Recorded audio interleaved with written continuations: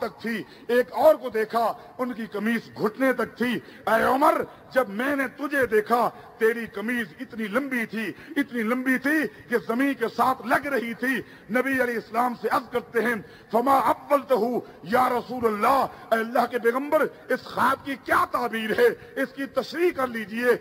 اس خواب میں جو آپ نے قمیص دیکھے ہیں، قمیص سے کیا مراد ہے؟ نبی علیہ السلام فرماتے ہیں اس قمیص سے مراد وہ علم ہے جو اللہ نے تجھے عطا کی ہے۔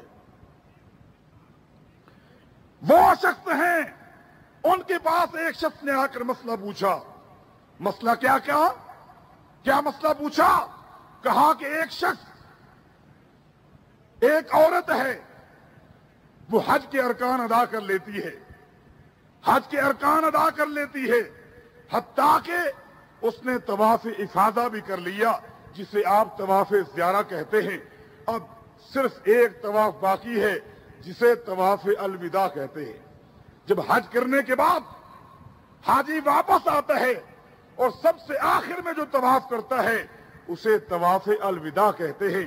ابھی اس عورت نے طواف الوداع کرنا تھا، اتنے میں حیض کے دن شروع ہو گئے، ماہواری شروع ہو گئی۔ وہ دن شروع ہو گئے جن ایام میں عورت نماز نہیں پڑھ سکتی، روزہ نہیں رکھ سکتی۔ اب وہ کیا کرے؟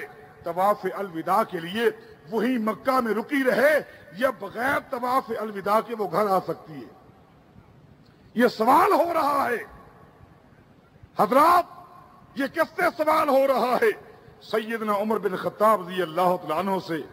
امیر عمر رضی اللہ تعالیٰ عنہ نے فرمایا کہ چونکہ یہ ایک اہم ترین رکن ہے، طواف الوداع یہ حج کا اہم ترین رکن ہے، یہ کیسے چھوٹ جائے؟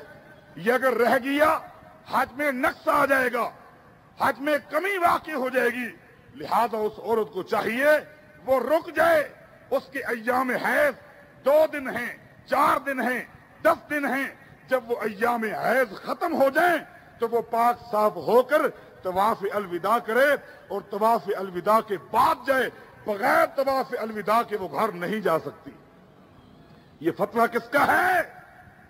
یہ آج کی کسی مفتی کا نہیں، آج کی کسی محقق کا نہیں، امیر عمر رضی اللہ تعالیٰ عنہ نے فتویٰ دیا، فتویٰ دے چکے۔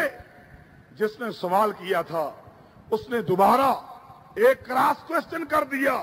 اس نے کہا یا امیر المومنین، اے امیر المومنین، یہ سوال جو میں نے آپ سے کیے ہے بالکل یہی سوال میں نے محمد مصطفیٰ سے کیا تھا صلی اللہ علیہ وسلم، یہی سوال میں نے نبی علیہ السلام سے کیا تھا۔ تو اللہ کے پیغمبر نے فرمایا تھا اگر طواف الوداع سے پہلے حیض آ جائے اس عورت کو رکنے کی کوئی ضرورت نہیں، بغیر طواف الوداع کے وہ گھر جا سکتی ہے۔ اور آپ فرماتے ہیں کہ نہیں جا سکتی۔ غور کیجئے، اب فتویٰ جواب ٹکرا رہا ہے۔ ایک جواب محمد مصطفیٰ کا ہے، ایک جواب امیر عمر کا ہے۔ اللہ کے پیغمبر کے فتوے کے مطابق وہ عورت جا سکتی ہے، امیر عمر کے فتوے کے مطابق وہ عورت نہیں جا سکتی۔ اس شخص نے کہا جو سوال میں نے آپ سے کیا ہے یہی سوال میں نے محمد مصطفیٰ سے کیا تھا۔ اللہ کے پیغمبر نے فرمایا تھا بغیر طواف الوداع کے وہ عورت گھر جا سکتی ہے۔ اب مجھے بتائیں میں آپ کے فتوے پہ عمل کروں یا محمد مصطفیٰ کے فتوے پہ عمل کروں صلی اللہ علیہ وسلم؟ یقیناً ائمہ واجب الاحترام ہیں، لیکن میں آپ سے پوچھتا ہوں بالخصوص یہ 4 ائمہ، امام ابو حنیفہ رحمہ اللہ، امام مالک رحمہ اللہ، امام شافعی رحمہ اللہ، امام احمد بن حنبل رحمہ اللہ، ان 4 ائمہ میں سے کوئی ایک امام بتائیے جو عظمت میں، جو مقام میں، جو شان میں میرے امیر عمر کا مقابلہ کر سکے؟ کوئی ہے؟ بتائیے۔ بلکہ میں آگے چل کے پوچھتا ہوں اگر یہ 4 ائمہ مل جائیں، اللہ کی قسم یہ مل کر بھی امیر عمر کی عظمت کا مقابلہ نہیں کر سکتے، ان کی شان کا، ان کے مقام کا مقابلہ نہیں کر سکتے۔ قربان جائیں یہ سارے ائمہ امیر عمر رضی اللہ تعالیٰ عنہ کی عظمت پر۔ آپ کا یہ عقیدہ ہے کہ نہیں؟ صحابہ کے بارے آپ کا یہ ایمان ہے کہ نہیں؟ پھر تھوڑا سا غور کیجئے، انصاف تو کیجئے۔ امیر عمر رضی اللہ تعالیٰ عنہ کا فتویٰ ٹکرا رہا ہے۔ اب اس شخص نے کہا نبی علیہ السلام نے فرمایا تھا جا سکتی ہے، آپ فرماتے ہیں نہیں جا سکتی، میں کس کی بات مانوں؟ امیر عمر رضی اللہ عنہ فرماتے رک جا، ابھی میں تجھے بتاتا ہوں کہ کس کے فتوے پر عمل کرنا ہے، عورت جا سکتی ہے کہ نہیں جا سکتی، ابھی تجھے بتاتا ہوں۔ ایک شخص تو کہا کہ جاؤ میرے دفتر سے کوڑا لے کر آؤ۔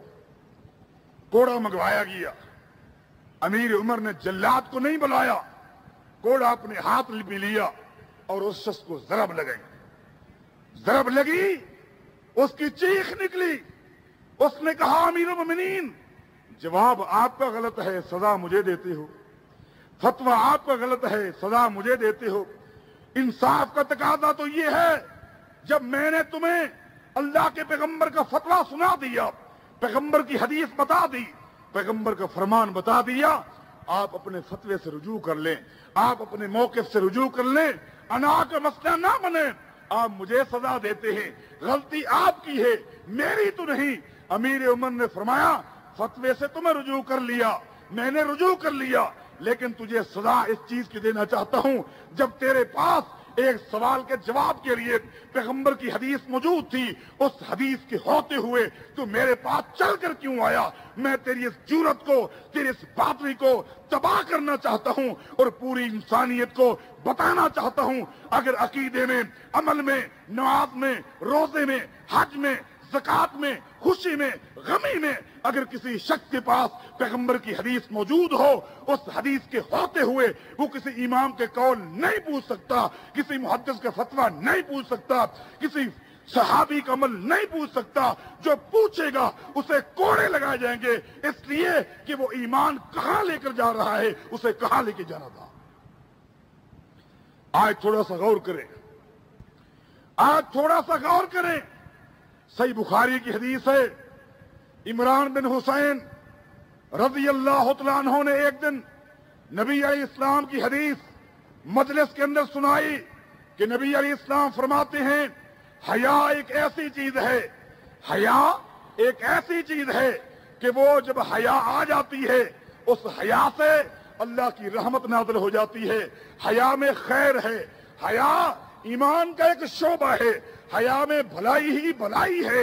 جب نبی علیہ السلام کی حدیث سنائی، ایک شخص بیٹھا ہوا تھا، اس شخص نے کہا ہمارے ہاں حکما بھی یہی کہتے ہیں، ہمارے ہاں کے جو بزرگ ہیں وہ بھی یہی کہتے ہیں۔ عمران بن حسین کو غصہ آ گیا اور فرماتے ہیں تجھے شرم نہیں آتی؟ خیال کرنا کہیں آسمان ٹوٹ نہ جائے، آسمان سے پتھروں کی بارش نہ برسے، کہیں تو برباد نہ ہو جائے۔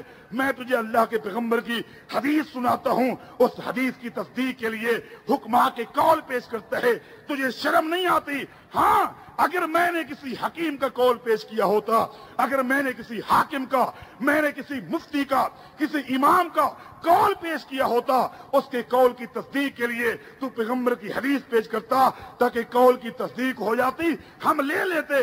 جب حدیث ہے، حدیث کی تصدیق کے لیے نہ قول امام کی ضرورت ہے نہ فتوی امام کی ضرورت ہے۔ ایمان کا تقاضا کیا ہے؟ یہی تحقیق اور تقلید میں فرق ہے۔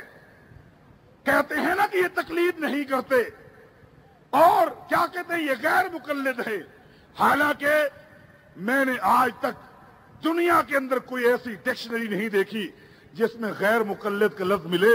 غیر مقلد تو کسی ڈکشنری کا لفظ ہی نہیں۔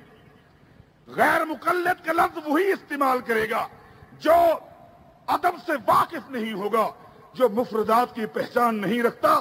میں آپ کو یوں بتاؤں، یہ دن ہے، دن کی ضد کیا ہے؟ رات ہے۔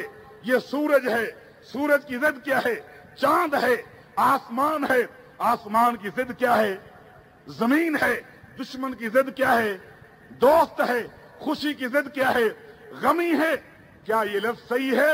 رات کی ضد غیر رات،